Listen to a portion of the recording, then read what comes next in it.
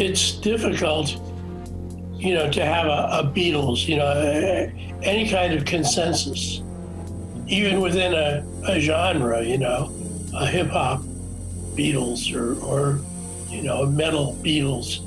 There's nobody will agree on anything.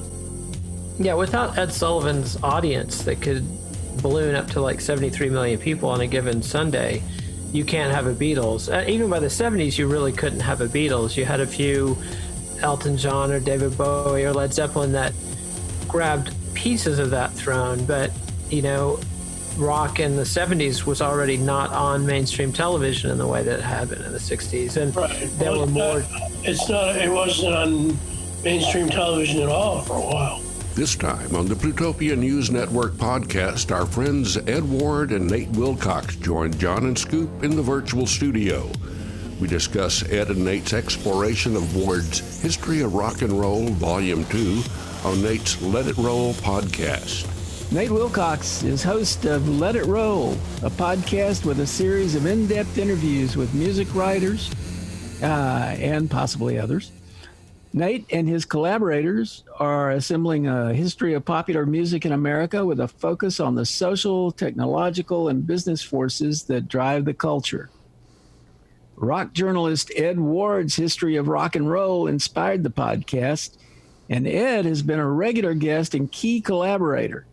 The second volume of the history was published recently, and Nate and Ed are just wrapping up a series of discussions inspired by that volume, which covers the late 60s and the early 70s. So the Plutopia News Network welcomes Nate and Ed together, both former guests as individuals, but they're joining us both today for a discussion of the history and of the podcast. So hello. How Hello. you doing? Hi, happy to be here. Excellent. So I think the first thing that we could talk about is Ed, sort of your approach to music history and to putting those volumes together. In what way? I mean, it's really simple. When I was doing the research, the preliminaries, I had three things that I would rely on. Number one, Google has Billboard magazine back to 1898 when it was founded. Oh, wow. And so I would just read through Billboard until my brain started coming out of my ears. I bought some time ago the complete Rolling Stone up to 2002 on CD-ROM. So I would use that to sort of supplement what I was reading in Billboard. And then, of course, the third thing was, after a while, my own memory. I, first started paying attention to this stuff. And you've been paying attention to it for quite a while. When did you start thinking about music as something that you might actually want to have expertise about? Well, I don't know. First, I was a fan. And, that was, I guess, started in about 1958 when I was just a little kid. But, I always paid attention to it. And then in 1965, I started writing for folk magazines like Broadside in New York. And in 1967, I stumbled into a job at Crawdaddy, which was the first actual rock and roll magazine. Yeah, I was a big fan of Crawdaddy. Well, and then after that, I went back to college and soon found myself contributing to Rolling Stone.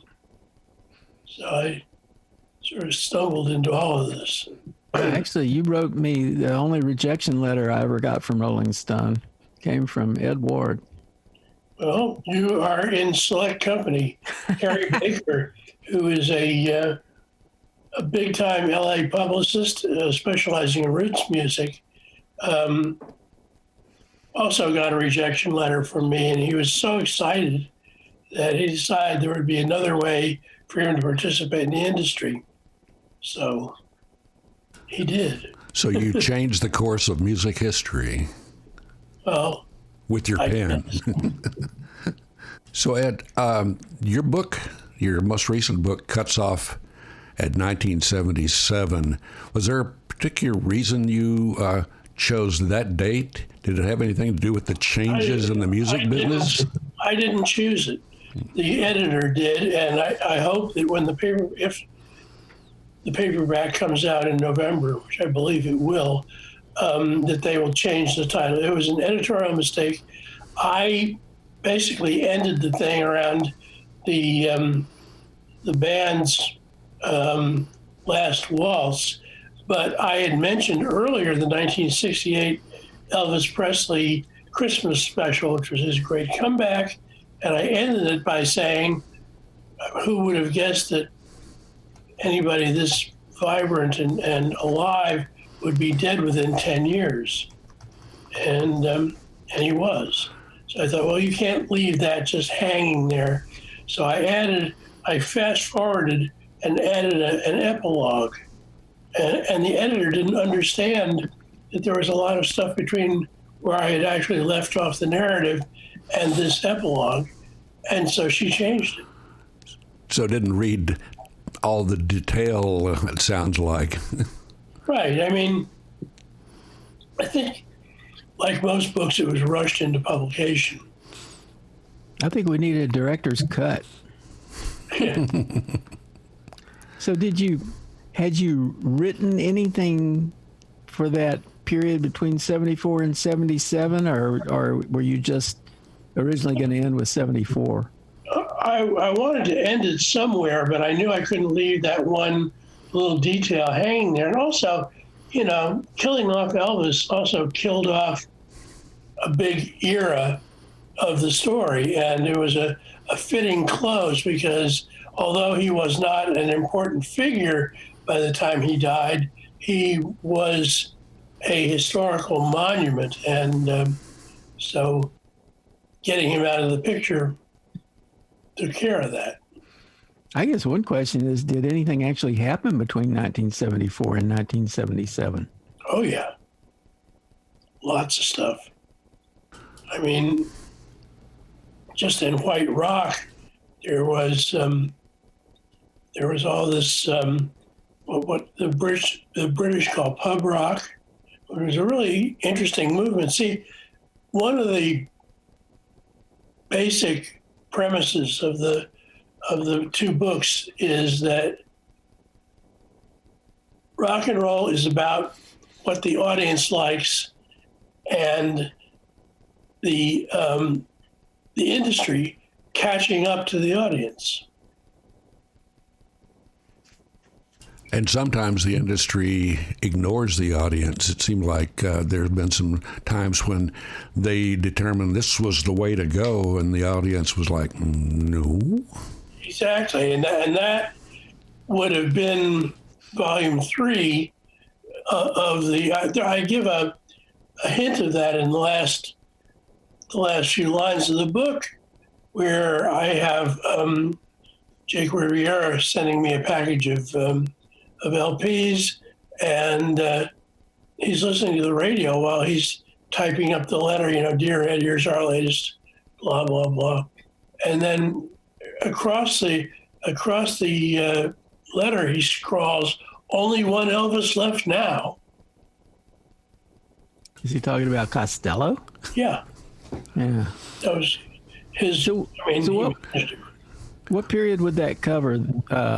Volume 3, if and when you write it. It would be about 1976 to 2000.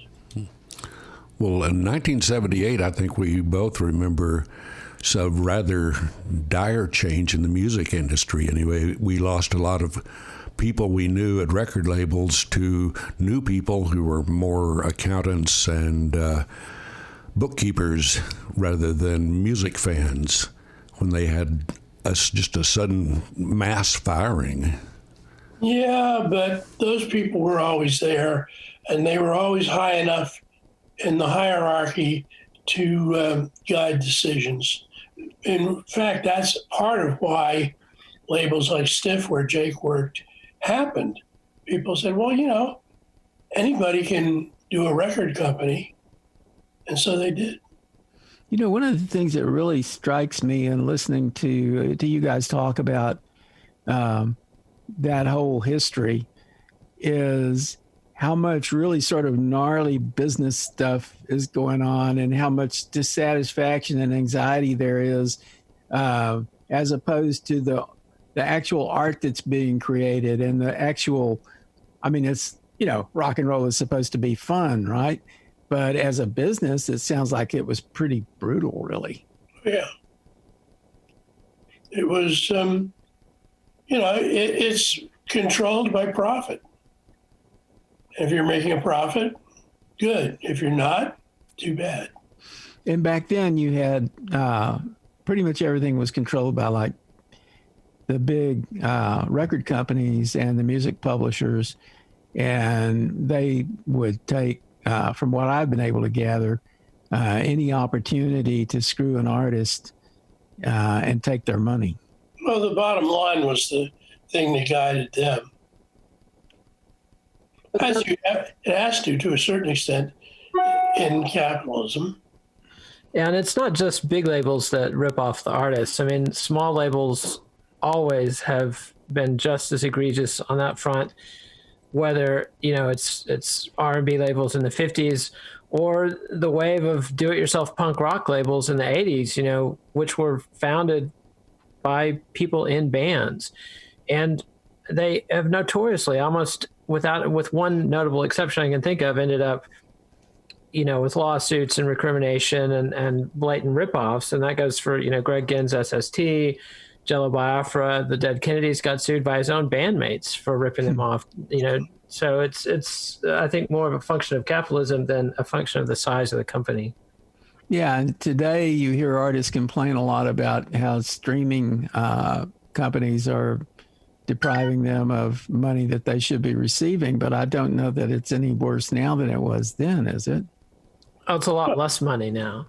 Yeah, that's the thing. You're competing for tens of dollars. Yeah, I've never been completely clear about that. It's such a different model. I mean, in the old days, you would buy like an album or a 45, you'd buy a single or whatever, and you'd own that piece of media, and you would take it and you'd play it on, you know, whatever kind of record player you had.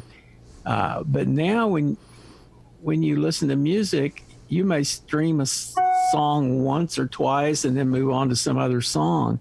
So it's not like you're buying this whole like bundle of music from somebody, and it's not like you're necessarily, I mean, to me, it seems a little bit more like it's kind of like radio, in that radio, but then radio was curated for you, and now you can curate your own like playlists of music, and it's plays, it's not albums, it's not whole records, it's just individual plays.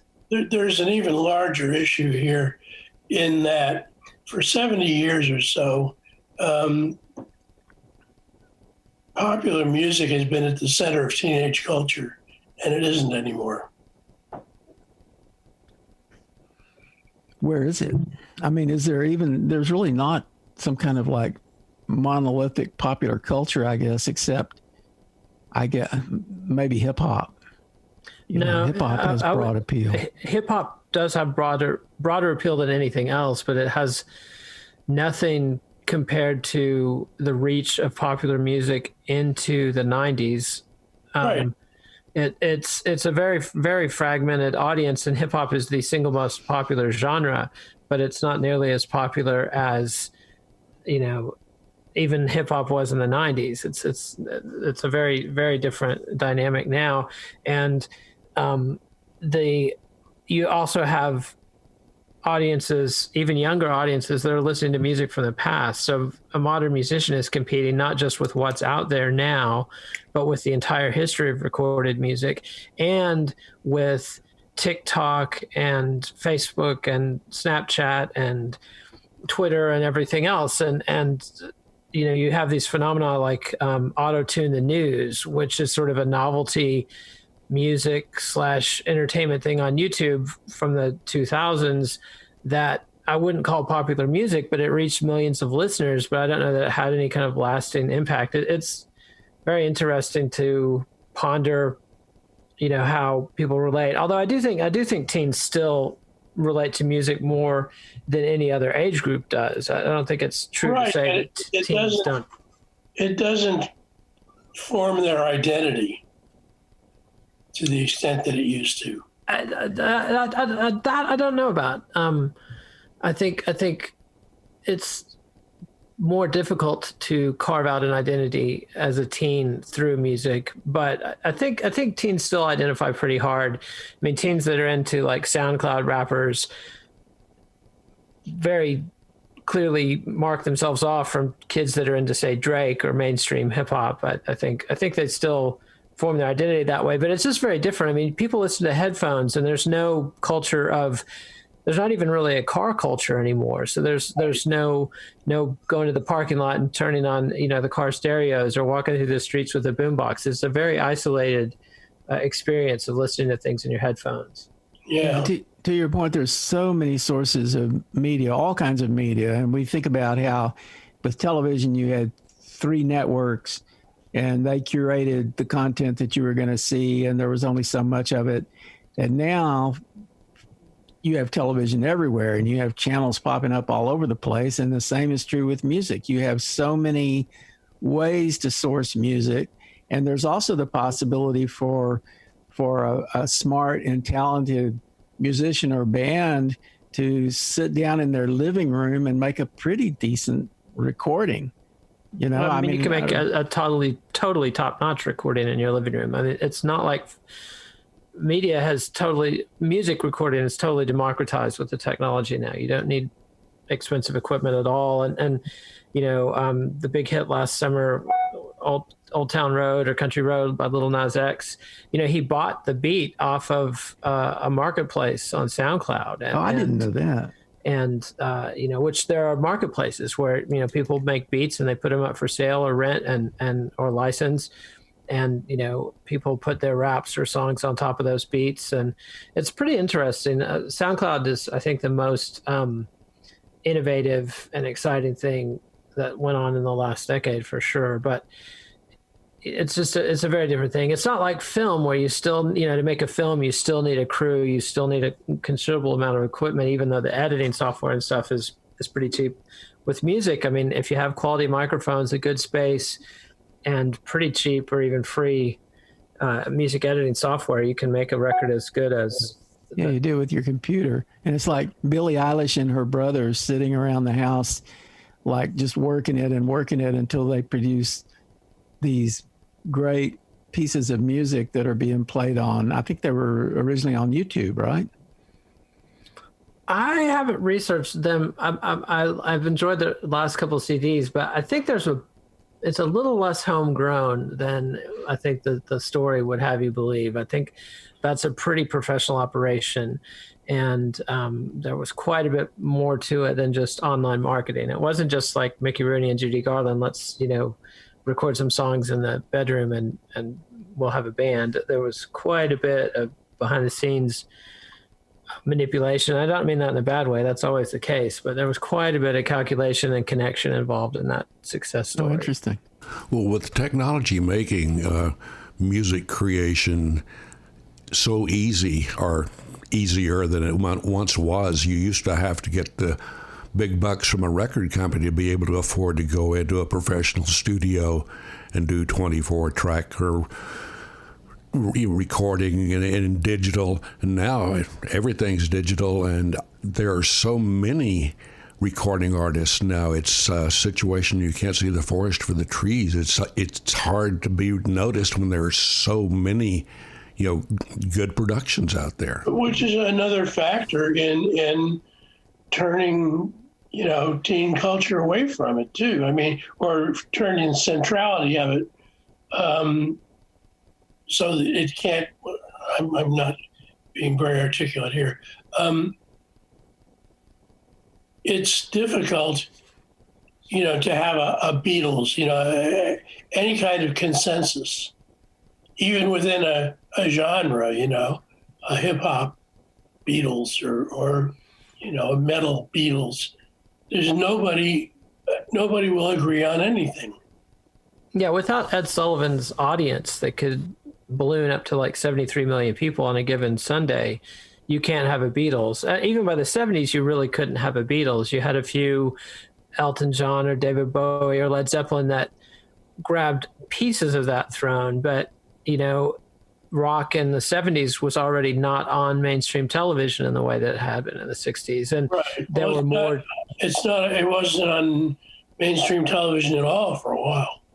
Yeah, and so the success of the Beatles was a very unique thing in time when the broadcast era was absolutely at its peak, and the thing that starting these conversations with Ed and learning a little bit about his methodology and then trying to apply that to other periods, it's been very striking to me that what we take for granted as music history is a very short window of time. I mean, we've only had recorded commercial music since like the 1890s. We've only had broadcast music since the 1920s, and these eras came and they ended. And human beings were fine before we had popular music, and to the extent that we'll be fine, we'll have some kind of music, whether civilization lives or dies, as long as we gather around campfires, we'll have some kind of music. But it's fascinating to me to think how unique the rock era was, and all these eras, the hip hop era that followed rock and disco that came along at the same time. These were all one-offs, and it's not like there was some. I think we of the baby boom and the Gen X generation look at the 60s and 70s as some kind of normative era and keep trying to say, well, it's not like that anymore. It's not normal. It's not right. Well, that was a unique era, and this is a unique era. And if you look at the history of the long 20th century, there were 4 or 5 or 6 different eras that overlapped each other, and now we're seeing a new eras emerge. And so it's pretty fascinating to look at, but it's very hard to draw any conclusions about. Well, the one thing is there's a question of what the impact is on the actual quality of the music. And sometimes I think that, it's kind of gone downhill, but then I keep stumbling onto things that are really quite good. There's and always I think that there's just so much of it gets buried.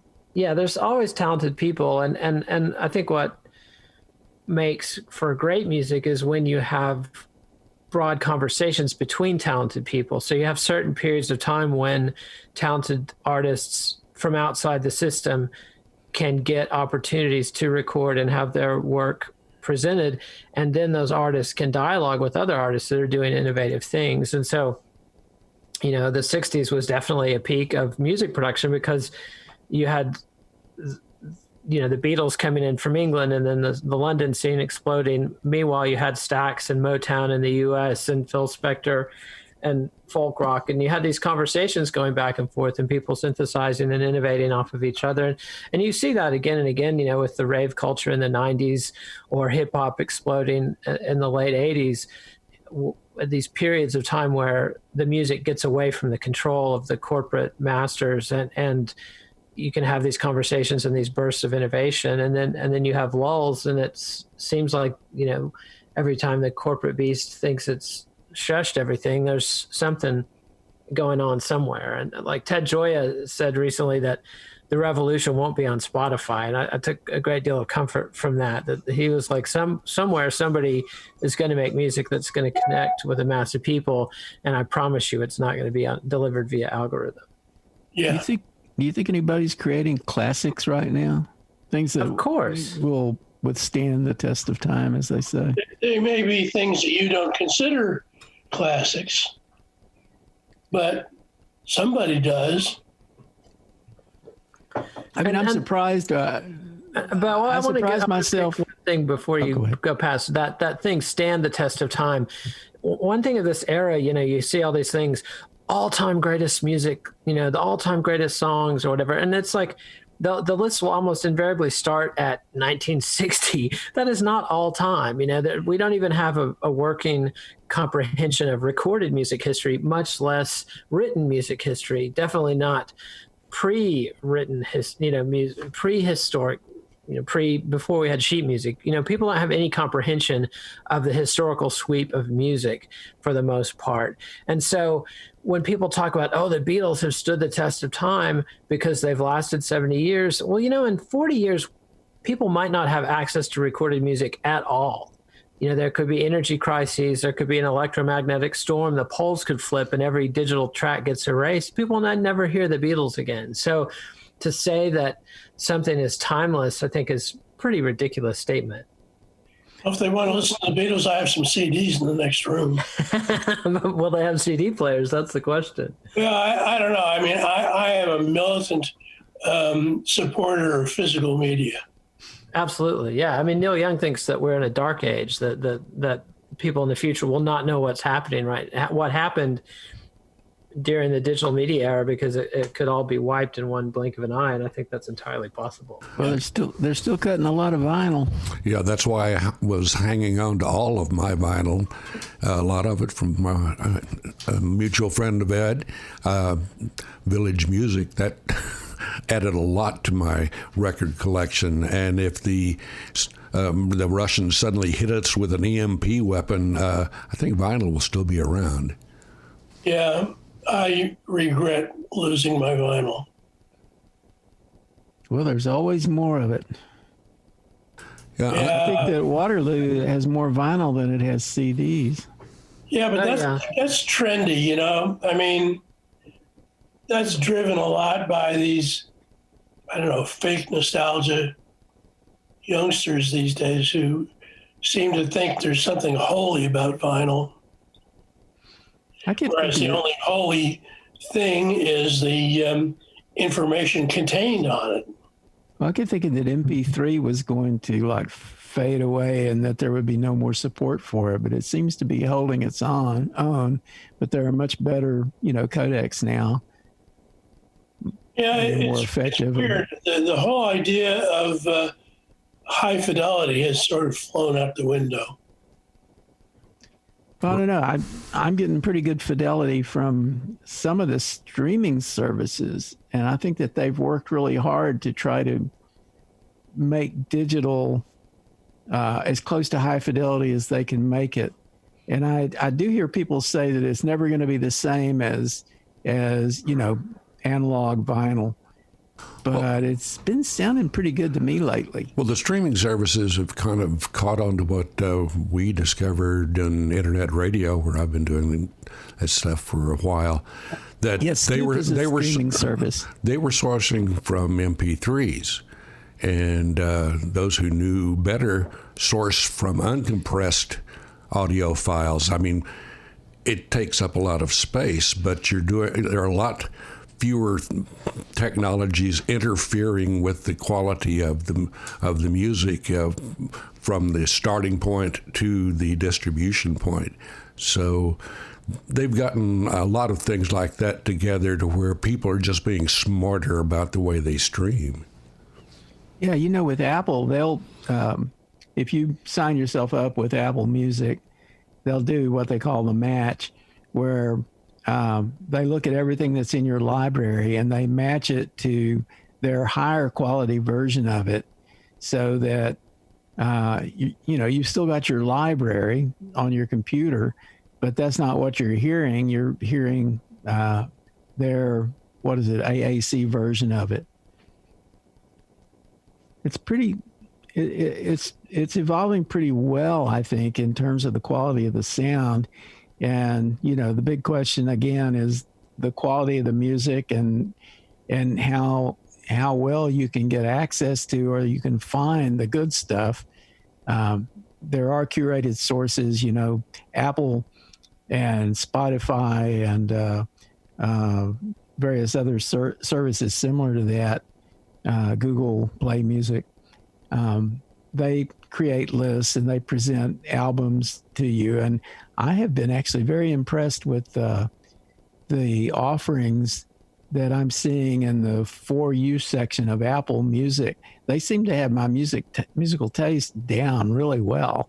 That's not a very difficult AI challenge, and most people who listen to streaming services are listening to the playlist, so it's still very much a curated experience for most people. I mean, most people just aren't that into music, even during the vinyl era, the CD era, most listeners were hearing their music on AM or FM radio or getting it on MTV. I mean, people prefer a passive music experience for the most part. Right. And it's the thing that's scary now, though, is during the physical media era, hardcore fans could curate their own collection. You didn't have to worry about whether or not record companies were taking care of the history of music, because the collectors, the archivists, the fans were keeping those copies and curating the history. At this point, with everything streaming and things like the UMG fire, where they apparently allowed a fire to happen in 2009 that burned up 500,000 original recordings. And we're talking about, the complete works of Buddy Holly, Muddy Waters, Chuck Berry, Bing Crosby, Billie Holiday, Louis Jordan. I mean, this is the holy grail of American music.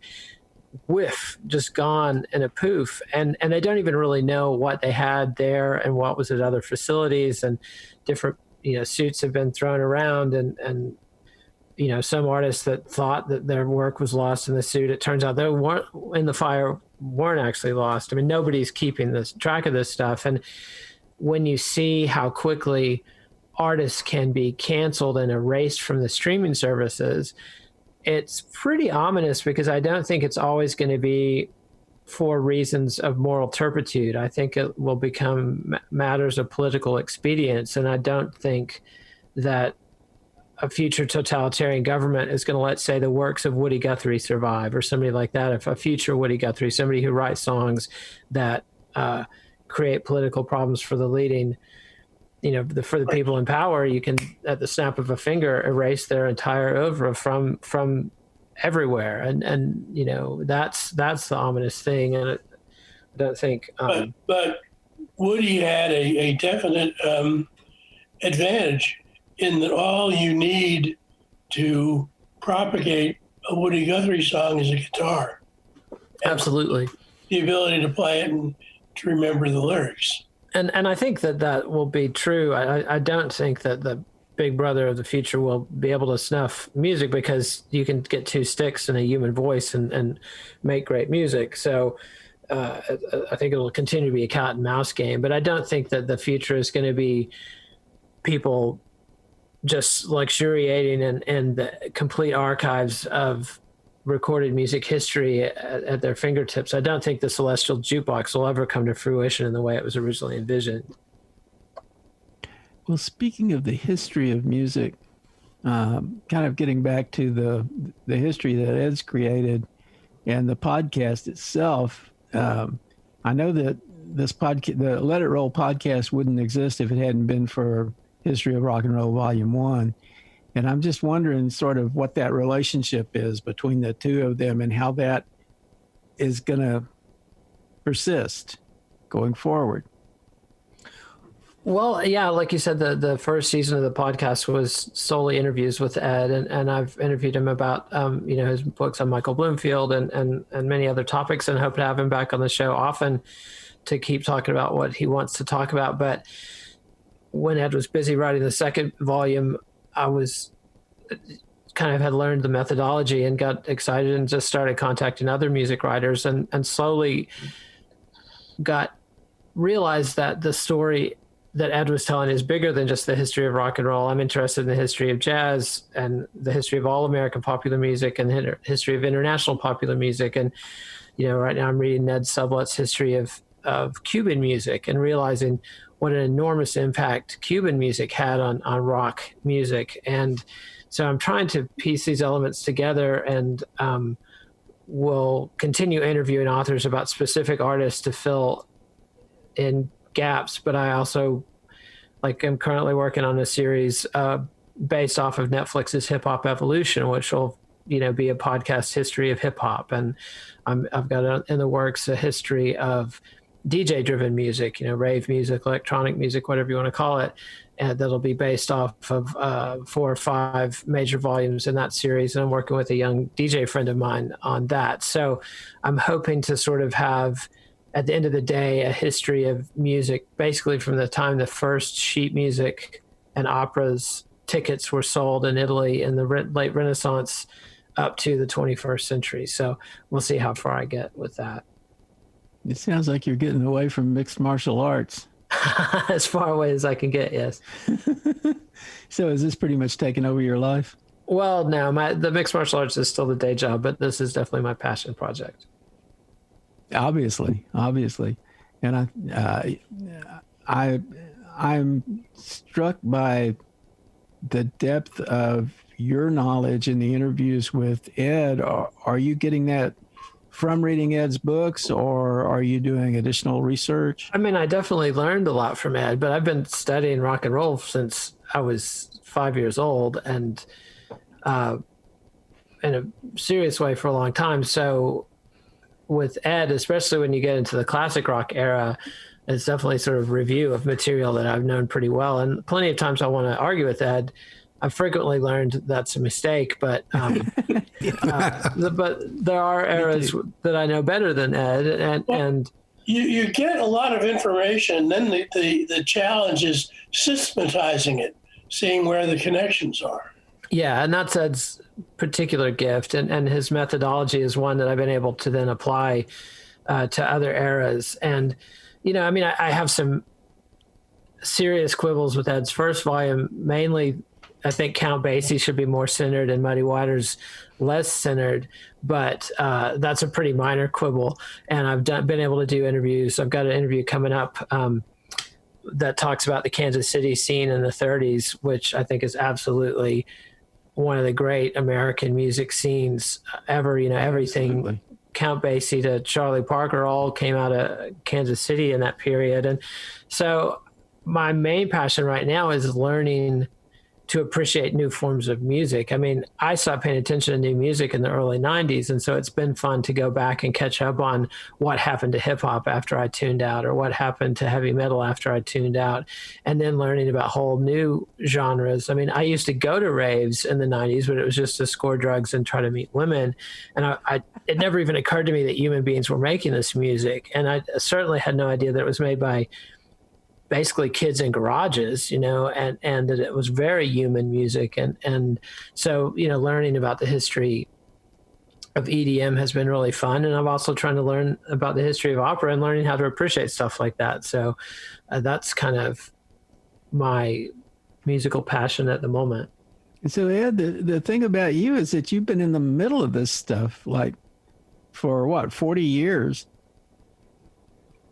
Oh, a lot longer than that. I mean, Crawdaddy. Oh, yeah. Yeah. Talk about Crawdaddy. What was it like working at Crawdaddy? I mean, I was like a fan. I read Crawdaddy, and it was like the source for me of a lot of my fascinations. I never would have become the Brian Wilson fanatic that I am if it hadn't been for Crawdaddy, for instance, or the Arthur Lee fanatic. But what was it like working there? It was pretty odd. It was a small apartment in Greenwich Village, and there were 3 of us doing everything all day long. I mean, we used to sleep until a given hour when Paul could stumble downstairs and open the mailbox and see if there were any subscriptions that had come in.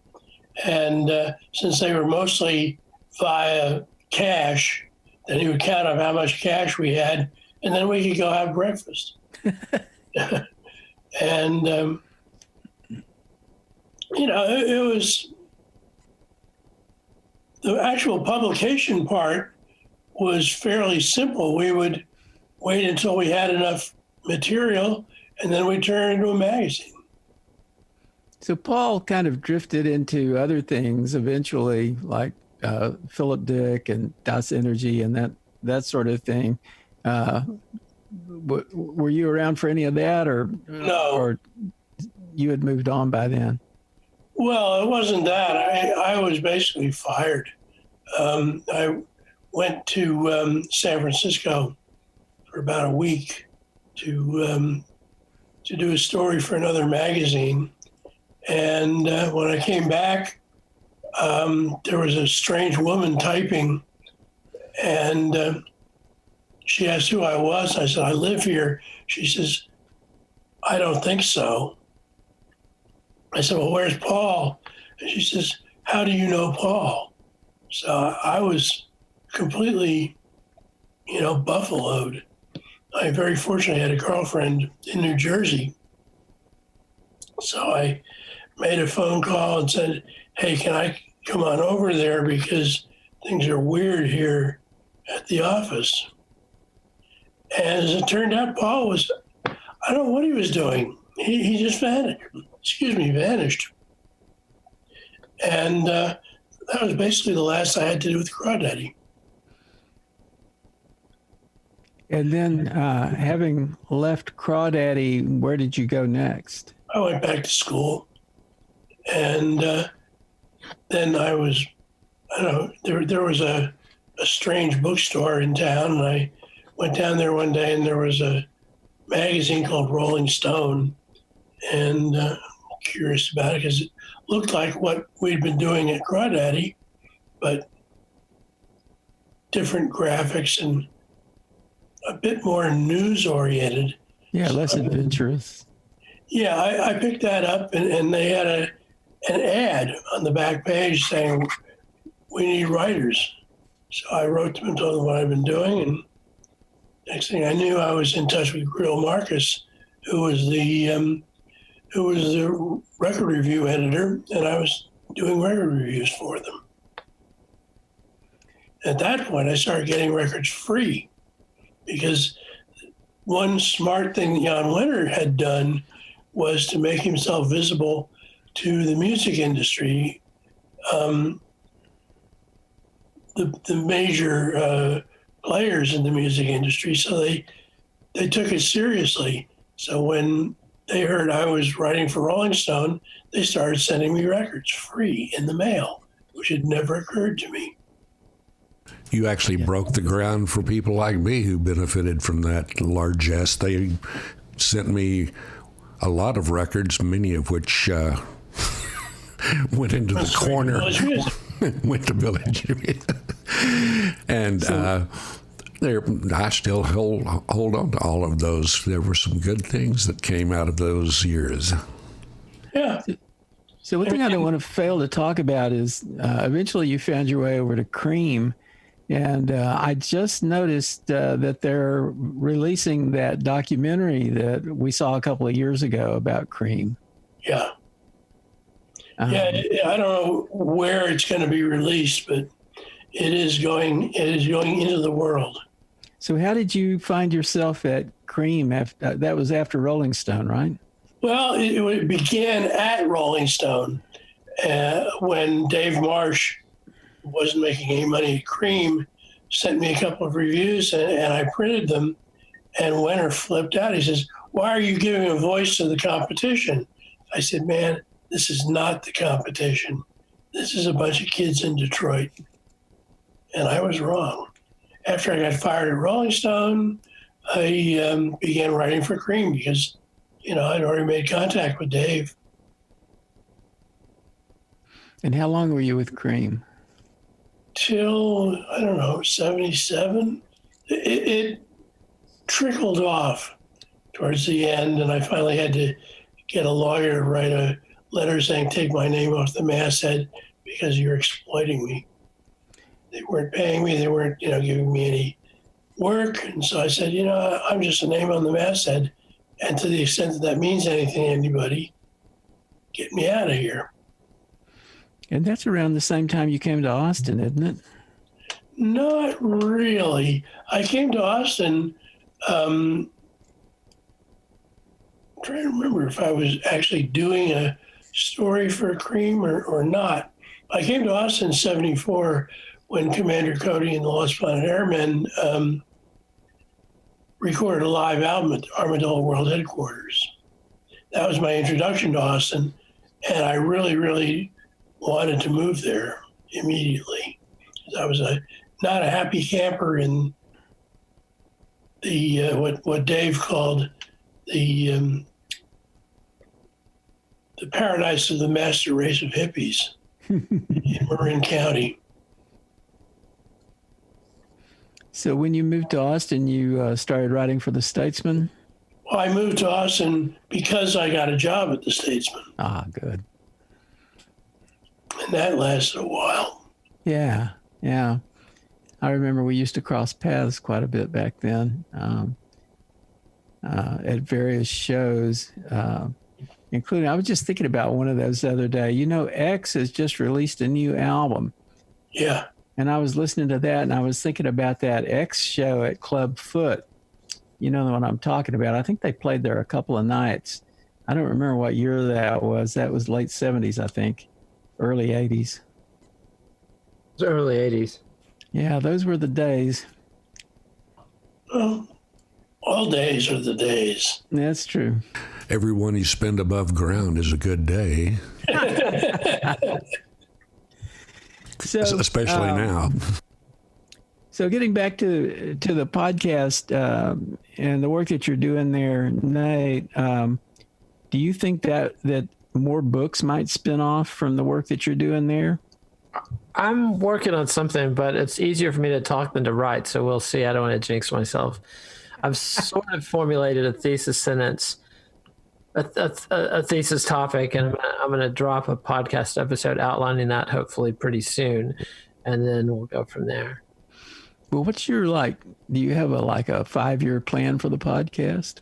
Yeah, like I said, I will cover hip hop similar to the way we've covered rock and roll, although I don't have access to anyone with Ed's expertise that's willing to sit down for as many sessions. And then we'll do a history of electronic dance music and continue to fill in gaps there. And I'd like to cover the Spotify, SoundCloud era as well. I'm doing an interview with Dylan Jones soon about the iPod. He wrote a whole book about the iPod in 2010. So it'll be fun to check in with him and see how the statements he made held up. But, just in the last 20 years, we've seen two distinct eras of music history. So I want to try to document some of that, like the MySpace era. It's a classic sort of fax machine or silent movie. I'm fascinated by these technologies that have these short lives and still manage to have a big cultural impact and sometimes produce lasting art. And so, MySpace was one of the cutting edge platforms for music in the knots, and a vast chunk of that has been lost already. And there have been some article format histories of the MySpace era in music. So I want to interview that writer and cover those eras. So we'll continue to do stuff, and doing a series, We Love Rock Docs, where I just talk to friends of mine about movies, rock movies we've watched or music documentaries we've watched. So it'll continue metastasizing out of control as long as I have the time and budget to do it. Yeah, speaking of that, there's a ton of really good documentaries starting to appear. I saw one not long ago about Paul Butterfield. And I learned a lot from that about him and also Bloomfield. Ed, have you seen that documentary? I have not, no. I think that you can find it on Amazon. I can't remember. I'm ditching on the name of the documentary now, but I'll find that for you. It seems that a lot of movies and documentaries are finally seeing the light of day thanks to the shutdown. People are desperate for entertainment, and the movie companies are desperate to get some sort of income. So instead of going to the theaters, pretty much everything is going direct streaming. Oh, I think I've got it. Horn from the Heart is the name of it. Horn from the Heart, the Paul Butterfield story. It was made in 2018. Who's the director? Well, that's a good question. Let's see if I can find that. I know Bob Sarles, who made the documentary on Bloomfield. Oh, yeah. He was working on something about the Chicago guys, Bloomfield, Gravenites, Charlie Musselwhite, all those guys who sort of came up around the University of Chicago and the folk club there. who recognized that blues was folk music and electric blues was folk music. The director of Horn from the Heart is John Anderson, who is he's a documentary filmmaker who focuses on rock and blues. He did several on Brian Wilson, like concert films, I think, including the Pet Sounds Live concert film and the Smile Live concert film. And he's working on a film about Tiny Tim, it looks like. That could be interesting if he gets the right. It could be. So Ed, a lot of people are doing streaming from home. Musicians, bands are doing streaming because they can't get out and play. What's your opinion of some of those things that you've seen? Are they good? Are they bad? Are they indifferent? I haven't seen any of them. I'm basically uninvolved with music these days. I haven't played a CD. Well, I'll be conservative and say 9 months. I certainly haven't played one yet this year. So what is your focus now? I'm doing a lot of reading. I've got another idea for a book that I'm doing some reading to research. I really don't want to do anything more with music because I've been so unlucky with what I've done so far. I mean, you realize that the volume 2 of the Rock and Roll History only sold 2,500 copies, and that's why the publisher turned down volume 3. Are you going to try to find a publisher for volume 3? No, you can't do that. You got 2/3 of a project that is owned by another publishing company. Nobody will touch that. Well, that's sad. Yeah. But that's the effect of copyright on a lot of areas of music, art, writing. Once